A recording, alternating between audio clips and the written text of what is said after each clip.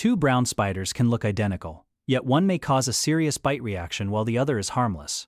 Most people check for the violin-shaped mark first. That is the rule most often misused. Lighting, hair, and blurry photos can create a false match. We will use 3 checks, in order from most reliable to least reliable: body structure, eye pattern, and finally the famous violin. This distinction matters because a brown spider indoors is often identified before anyone has seen it clearly. A dim phone photo becomes a recluse, or a remembered internet image fills in missing details. The result can go in either direction. A harmless lookalike may trigger needless extermination or medical panic. Dismissing a genuine recluse because its violin is faint can delay sensible precautions and medical advice after a bite. The real danger is not simply seeing a brown spider. It is being confidently wrong. Bite appearance cannot identify the species. Many bites look similar, and some skin reactions are not spider bites at all. A single dark mark on the back is unreliable. Identification has to come from features you can observe in a clear image: body structure, eye pattern, and only then the violin. Use 3 checks in this order: eyes, overall body, and legs. Then the violin marking.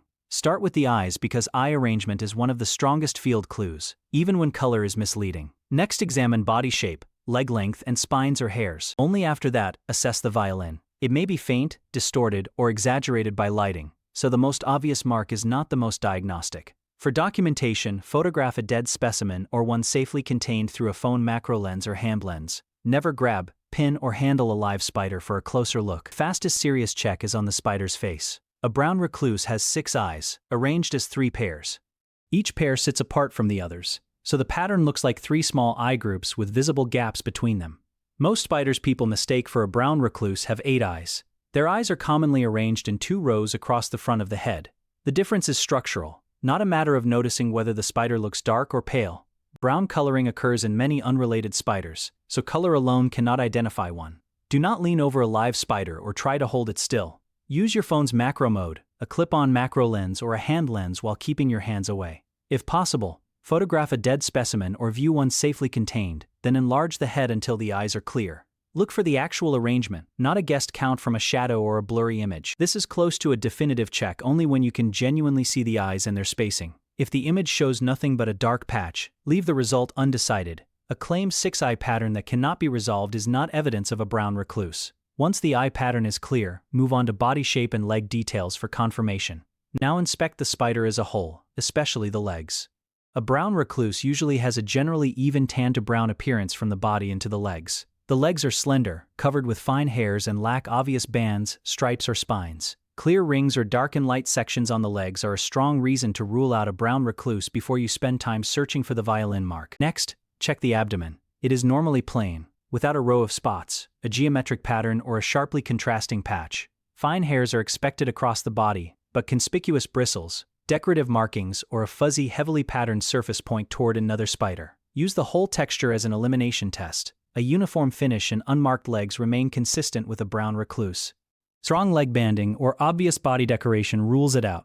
Take a clear photograph from above if the specimen is safely contained, because shadows can create fake stripes and hide subtle color differences. Once the legs and abdomen fit this plain pattern, the violin-shaped mark becomes useful as confirmation, not the starting point.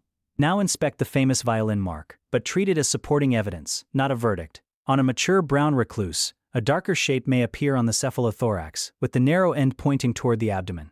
Even then, its edges can be soft or uneven. Juveniles may show a faint, orangey version, and a freshly molted spider can look so pale that the mark is difficult to see. The bigger problem is that the shape is not exclusive. Harmless spiders can carry a vague violin-like smudge, a dark stripe, or a shadow created by lighting. A blurry photograph can make almost any patch look more deliberate than it is. Use the mark only after the other evidence fits: 6 eyes arranged in 3 pairs, plain legs without bands, and an abdomen without strong decoration. Then the violin can add confidence. By itself, it cannot identify a brown recluse. If the violin is missing, faint, or imperfect, that is not automatically an all clear. The rule is simple: a violin is not proof, and no perfect violin is not proof of safety. That eye rule becomes useful with 2 common indoor lookalikes: cellar spiders and woodlouse hunters. Cellar spiders have a tiny, pale body and extremely long, delicate legs. Their thin legs can disappear in a blurry image, leaving the body to look vaguely recluse-like. Check the face. Common cellar spiders usually have 8 eyes, with 6 grouped together, and 2 set apart, not 6 eyes in 3 recluse-style pairs. Their stretched proportions are another immediate clue. Woodlouse hunters look more threatening. They have a sturdy reddish or gray body, and oversized fangs built for piercing woodlice. Their 6 eyes are arranged in compact pairs at the front, unlike the more separated 3-pair pattern of a brown recluse. So count and placement matter more than color, fangs, or fearsome posture. Those checks handle the first 2 indoor imposters. The next lookalikes are even more likely to fool a quick glance. Funnel weavers can share a brown body in the same indoor corners, but their abdomen is often patterned, their legs may show bands, and their sheet-like webs usually lead into a funnel-shaped retreat. Those details make them a poor match for a recluse. Sac spiders are trickier. They can be pale tan and almost patternless, especially in a blurry photograph. Check the eyes before trusting the color. Common sac spiders have 8 eyes in 2 rows, not 6 eyes arranged in 3 pairs. Their narrow body and nighttime wandering habits can add to the confusion. Female cuckolcania, or crevice weavers, can look distinctly recluse-like because they are brown and often found around walls and cracks. Check the full combination. 8 eyes, a noticeably hairier body, and different leg or abdomen markings. You do not need to memorize each species. Use the same 3 checks: eyes, markings, and body texture. Geography adds one useful filter. Established brown recluse populations are concentrated in the south-central and central United States, especially parts of Missouri, Arkansas, Oklahoma, Kansas, and neighboring states. Most Americans live outside that range, so a spider found in the Northeast, Pacific Northwest, or much of the West starts with lower odds. That is a probability filter, not an identification. A spider can be transported in furniture or a box, and range boundaries are not perfect. Use the location to set suspicion, then apply the physical checks.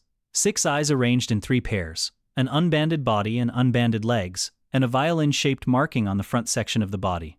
Violin supports the diagnosis, but it does not prove it. If the location and evidence align, document the spider from a safe distance with clear photographs. Do not handle it. If the clues conflict, seek confirmation from a local extension office, university entomology department, or qualified pest professional. Thanks for watching. Remember the checklist: eyes first, body and legs second, and the violin last. Banding or obvious patterning strongly argues against a brown recluse. Tell us what you found, especially whether the eyes appeared in pairs or rows.